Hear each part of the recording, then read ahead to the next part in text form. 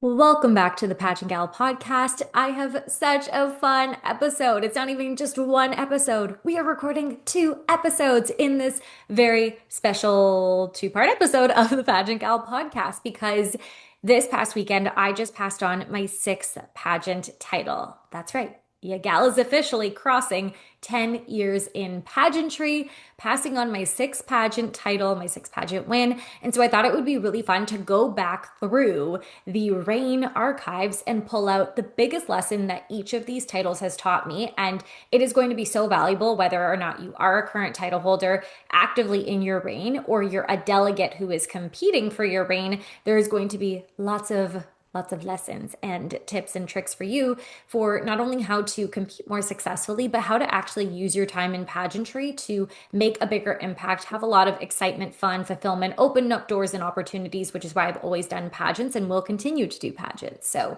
this is going to be a two-part episode. This is part one. So we're going to be going through the first three titles that I held and the biggest lessons that I learned in each of them. And then in part two, which is going to be up right after this one. So if you're watching it with us live when we post this, that episode two is already out, and that's going to be on my most current three titles that I've had.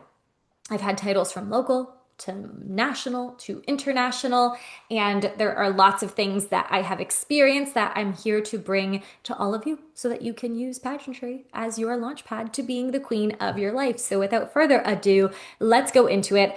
For some of you, this might be a recap of the titles. For some of you, this might be the first time you're learning about the pageants that I've held, because whenever I tell people that I've won six pageants, they're always like, what titles? What have you won? Tell us. So we're going to go through it all over again for all of you. And we have to start with going back 10 years ago to my first ever local pageant title that I won. Second pageant that I competed in, it was Miss Tecumseh 2016. And this was the first pageant that I won. I did a local pageant, which we'll get to. That's going to come back around 10 years ago. And at the time, it was a smaller pageant. So I thought, okay, I'm going to prepare for this other bigger local title. So long story short, I went and I won the title of Miss Tecumseh. I also got the Best Interview Award. And I believe I won the Photogenic Award too. And with the title of Miss Tecumseh, they have a lot more that they do now with it. Like now the winners get to go to Miss Universe Canada, which is incredible. That started after my time in the sisterhood. So when I had won, you win a scholarship, and of course you get a platform to promote throughout the community, but you also get to raise funds for a certain cause of choice that the entire new group of delegates will help you with. So it was my first time as a title holder. And for context, a little bit of background for where I was in nursing. I was in my third year of nursing going into I lied. I was not. I was finished my third year of nursing and I was going into my fourth year of nursing, which is a lot of placements, a lot of studying for the NCLEX and graduation and things. So it was a very busy time. And I knew that when I won, I wanted to raise funds for the Sick Kids Foundation just because of a couple of connections that I'd had with people and family friends in the community. So that was locked in. I felt really good about that. And I knew I was going to be graduating. Again, different things life comes up when you're in a big transition season going from being a student your whole life to then having your own career. And I don't know if I want to start with the lesson or with the story. Let's start with the lesson. Let's go into the lesson. Maybe I'll change it up every time. But this was my first time being a title holder. And I had joined pageants because I was going on this really big journey of self-discovery and wanting to find out, who is Maria? She's meant to be a queen. I feel it in my soul. I remember, I'm sure I've shared the story on the podcast before, but how we went on a trip to Mexico with friends. And then when I got back, I looked at the photos and I was like, who is this? I'm meant to be a queen. Like, let's go do queen things. And that's what led me to doing pageants and then winning. And leading up to the title, I was doing a lot of personal development work. I was journaling a lot. I was going out in nature. I was focused a lot more on food. I'd lost about 20 pounds. Like I was really making such a big effort to connect with myself. I said I was going to say the lesson. I'm not. Apparently, I'm going to go into the backstory. So, and then you'll get the lesson. Okay. So you just have to stay tuned. And so when I won the title, a big part of the universe felt like it was saying yes to me. Like, yes, you're finally on your path. You're finally moving forward and realizing like how much potential you have.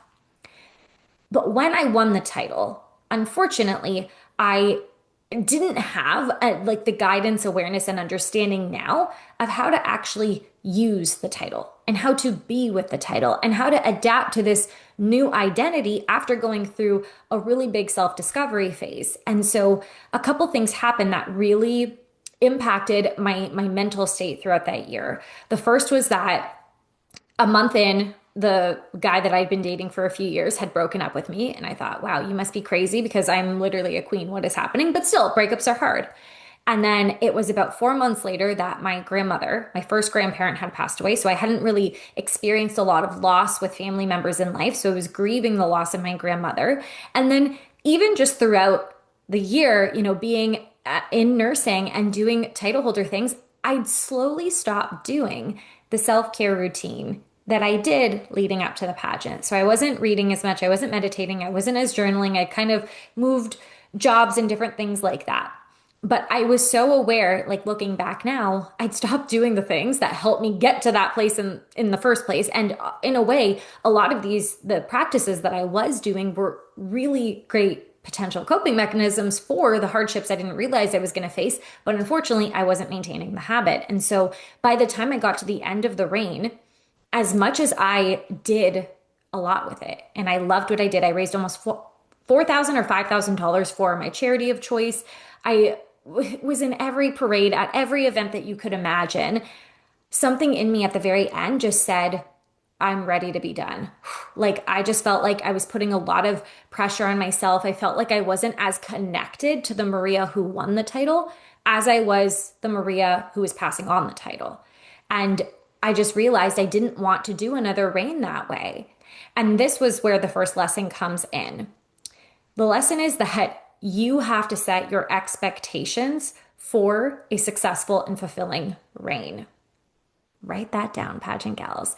It is up to you, even if you have never done this before. It doesn't matter. And P.S., I literally teach my clients how to do this, whether it's in the Queen Collective or a program like Leave Your Legacy, which tells you how to create your own expectations for the title.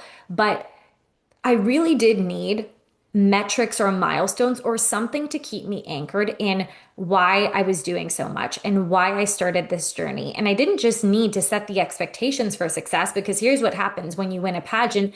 Your mind starts to wander and go, okay, I want to do everything. And then you try to play what I call like whack-a-mole, trying to do every single event. But then by the end of it, it's like you've whacked all the moles and you're still waiting for more to come up. And now you're tired and now your head hurts and you're like, why aren't there more moles? Oh my God, why do they have more moles to whack? And you just get caught in this feeling of it's never enough, especially when coupled with these unexpected life events that I wasn't prepared for, that I wasn't expecting to happen, and then not having the habits of self-care as much as I had before. I really just didn't know how to navigate the pressure of being a new title holder. And that's why not only is it a huge thing that I coach my clients on, but it's something that I vowed to myself when I passed on the title. I was like, Maria, because I knew I was going to win more. I knew that wasn't it for me. But I said, I am not going to go into another reign like this.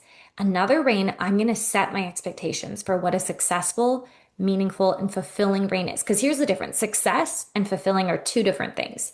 You can have a lot of success on the outside, but not feel fulfilled internally. And I wanted a reign that had both. I wanted actually three things: success, impact, and fulfillment. Those are the three things that I always help my clients build their reign around. And we do this not only before the title, but we also do it when you win and then throughout it. Because I encourage my clients to do coaching and training year round so you don't get caught into these phases of, burnout, or even in some places, like a lot of women will go into a bad mental health spiral just because there is a big identity shift that they just don't know how to navigate it.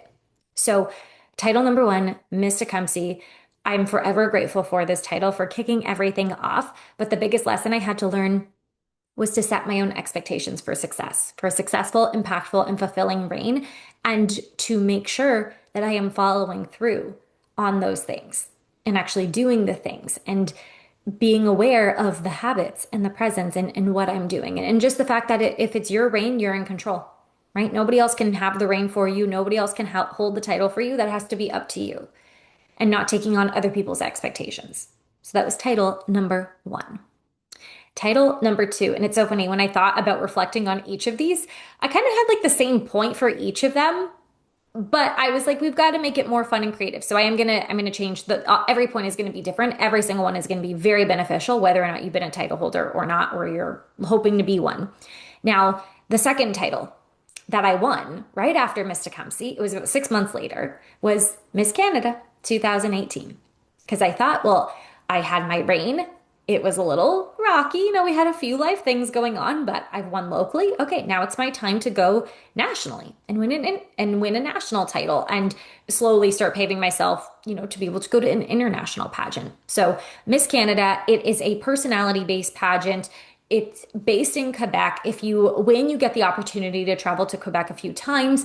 At the time, they did have connections with a few international pageants that they would send girls to if they wanted because it would have to be on your own dime. Like the organization didn't pay for you to go anywhere. So I knew that I had some opportunities lined up if I were to win, whether it was through travel or actually competing again. And going into Miss Canada, I felt very good. I felt like I had gotten back the spark that I had lost a little bit in my first title. And I felt more me, and I was doing more of the self-care things. I was doing the self-reflective work, the growth, the thinking about the title, realizing, okay, I have to set my expectations for the reign. This is going to be on my terms. I'm going to do it my way. Really learning from the last one. And I won the title of Miss Canada 2018.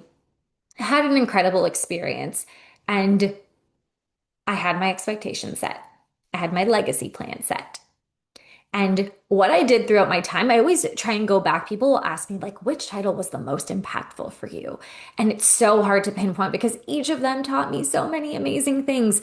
But something about my journey as the Miss Canada title holder really just like cracked me wide open and showed me, like, Maria, you're not just meant to be a pageant competitor, like, you are meant to be the pageant gal.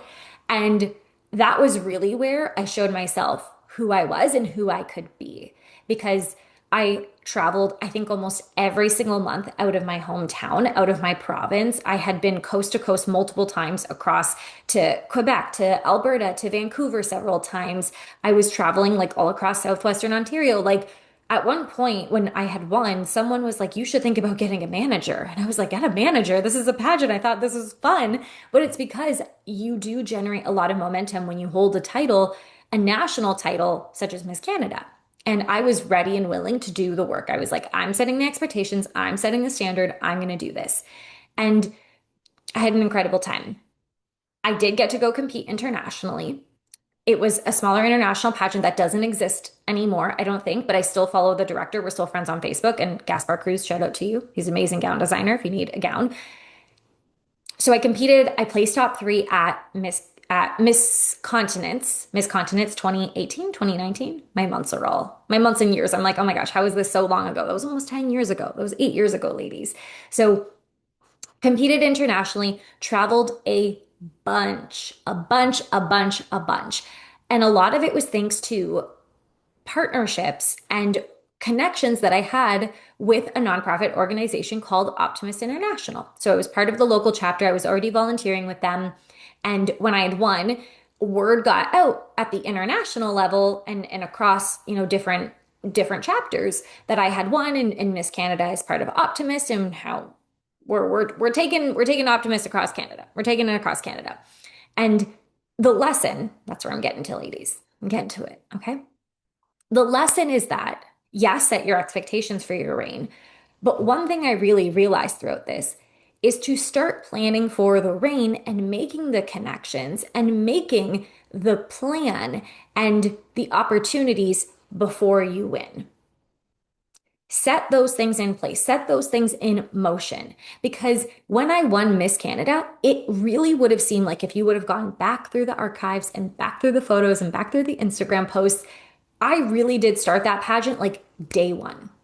Day one, I brought my whole community with me.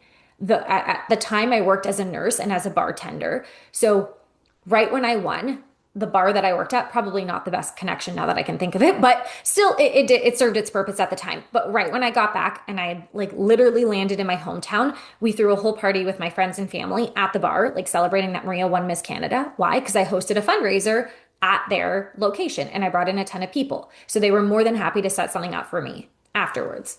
Then it was that first week that I had won. I already had a plan to go to an event at my sister's school. They were doing a readathon. And then later that week, I did a visit with my nursing job which was at a long-term care home. So all of these things might have seemingly looked like I was just hitting it from day one, going and going and going, but it's because I already made the connections and the network ahead of time.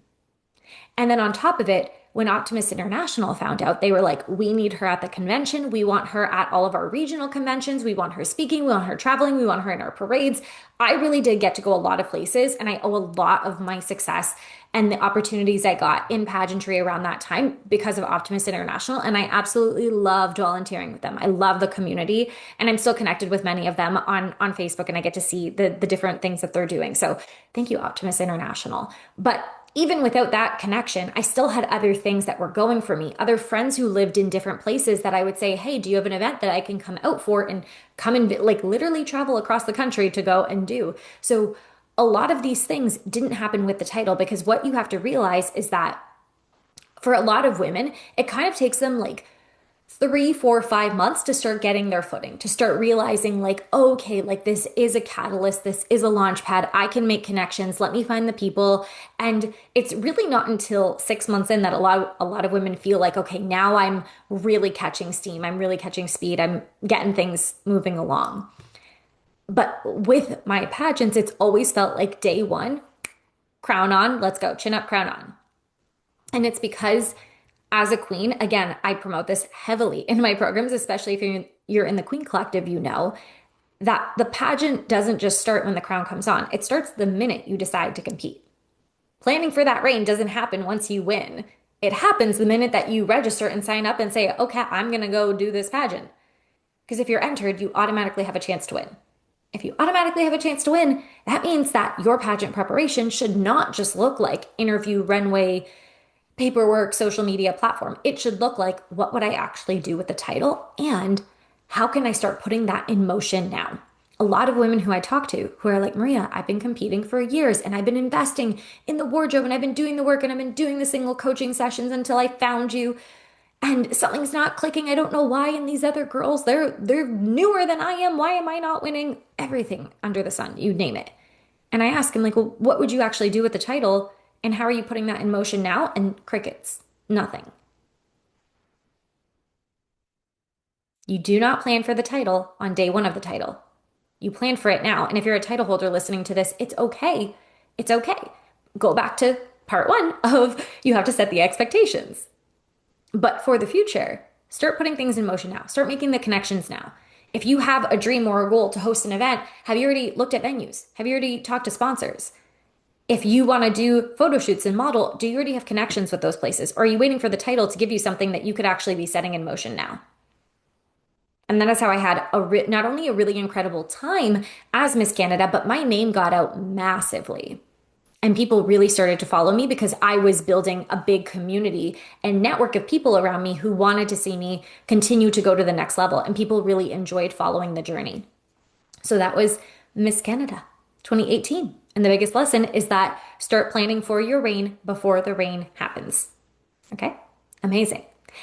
After that title, a couple years passed. I did another international pageant. I did another national pageant. These were more in like the Grand Slam territory systems that I don't typically tend to win just based on my track record over the last 10 years. But I still had a lot of growth, a lot of fun. Again, always going with the mindset of like, I'm here to win. I'm here to train. I'm here to get the most out of this experience. But after a couple of those pageants and a couple of years had gone by, I realized, okay, I want to win again. I was like, as fun as it is, like competing and learning, my goal is to win an international pageant. And I was just very aware that competing at these international Grand Slam styles of pageants, that I would have to do a few more years of work and refinement and maybe not even that to be competitive at those levels because it's hard to go on these pages, on these systems, websites. You go on their pages, you go on their websites, and what does it say? Minimum 5'6" height requirement. I'm like, okay, well, I'm 5'2" over here. Am I going to continue to invest tens of thousands of dollars every year, countless amount of hours, training, all of my time and energy for what? 4 inches of height that I will never get because I'm teeny tiny? No, we're not going to do that. I could. And I do think that I could have been successful to some degree in those systems, but I thought, let's go with what we know. Let's stick with systems who have a brand that naturally aligns with the way that I compete well.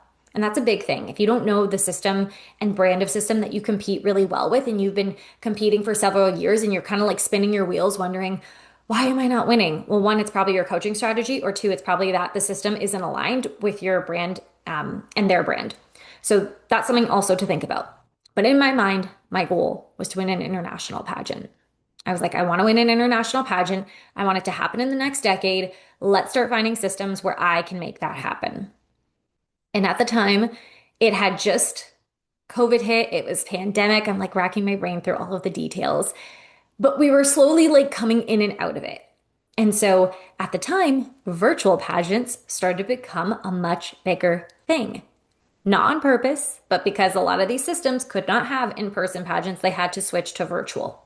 So it was after one of the last titles that I had held or that I'd competed for that a client of mine that I was competing in, shout out Michaela. I know Michaela and her baby girl listened to the podcast. So shout out Michaela because I was coaching Michaela on her journey to the Royal International Miss Canada pageant, which was virtual at the time. And they were actually running it like a virtual pageant. It wasn't just like you apply and you get it. They had title holders at local regional levels that you would get a package shipped out to you. They had an online interview and an introduction. You had to record a gown video. There was workshops that they did for us. Like they really did try to run it like a tried and true pageant, just in an online setting because Canada just kept opening up and closing because of COVID. So I asked Michaela, I said she was competing in the Miss division. I'd learned a ton about the Royal International Miss system from coaching her. And every single part of it, I thought, well, this seems like something that would be a good fit for me just based on what I've learned about it. And so she said, yes, go do the Ms. pageant, and then I will do the Miss and we'll win, and we're going to go to internationals together. And so I said, okay, let's do it.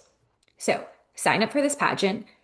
I had a ton of fun. There were, I think, 3 girls in the Ms. division. So it wasn't a very big competition by any means, but it was still a lot of fun. And they mailed out a package that honestly I wasn't expecting. I kind of knew we would get a regional crown and sash, which I do have back here. I don't know if you can see it in one of my cameras if you're watching on YouTube, but I got the crown and sash, very good quality. Like for a regional sash and crown, very good quality, very cute stuff. And then they also gave like a shirt. There was a mask, haha, COVID, of course. And I think there were a couple other things like a magnet and just some other branded items that I was just very impressed to see at a virtual local level for them to send out. So that was a great time. I love the workshops that we did. I think we did a runway workshop and then we did a vision board workshop. Let's cut to the chase. Your gal won Royal International Miss Canada. And I had 4 months to prepare for internationals. I had won, I think it was February of 2021, and internationals was July of 2021. So maybe 4.5 months if I'm lucky. I had to prepare for the international pageant. At this time, your gal was working a nurse. I actually just changed nursing jobs. I had left my long-term care home and started working in hospice.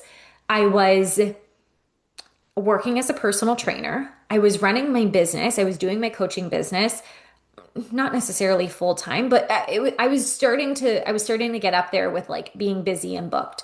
I had just signed up for a year-long coaching program to learn how to grow my business.